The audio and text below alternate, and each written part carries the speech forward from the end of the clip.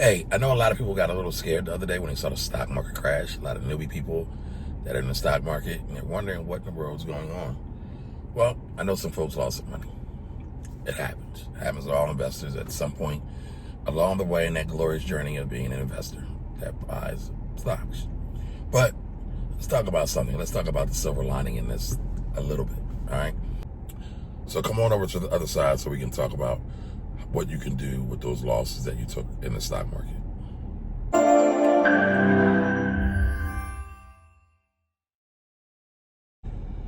Hey everybody, Kamar Yellows here, finance rebel, lover of business, lover of stocks, lover of just everything about that. This whole channel is dedicated to raising your financial IQ because I know a lot of people struggle with getting a higher level of financial education, higher level of financial literacy, and so that's why I'm here to just try to help everybody increase their overall financial educational level. So, we saw the market tank the other day. Apple took a dive. A lot of people were worried. A lot of brand new people that just got into the market. So, if you're a long-term investor, you don't have much to worry about. However, if you're not a long-term investor and you just took that hit and you're wondering what to do, well, here's a couple things. And actually, this will help those that are long-term investors and short-term investors, right?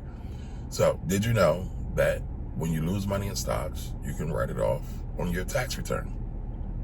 So, you can write off up to $3,000 in what they call capital gain losses on your tax return every year, all right? Now, it's $3,000 for most filing statuses, right? So you have single, married filing, jointly, and head of household. And then for the fourth one, which is married filing separately, you only get to take a $1,500 deduction, right? Because anytime you file married filing separately, basically all your credits and deductions get split in half. It's the IRS's way of playing a trick on you by not being together with your significant other or your spouse. But nevertheless, for what we're talking about, you get to write off $3,000. Now, I want to give you a quick example. Let's say you bought some Apple stock, wanted to hit that high.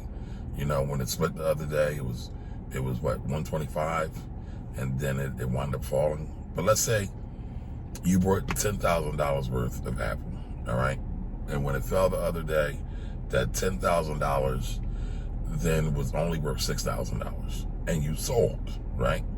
So you took a $4,000 loss. Now remember, I just said you can only write off up to $3,000, right? With the exception of married filing separately. Just keep that in the back of your head. Now, you lost $4,000. You can only write off $3,000. But guess what? You get to write off the $3,000 on your 2020 tax return, and you get to carry forward. Again, you get to carry forward that $1,000 to your upcoming years. They call it a carry forward. And so you get to write off $1,000, and let's say your 2021 taxes. So all isn't lost. You might have lost some money, but remember, there's always some tax benefits when you lose in the stock market.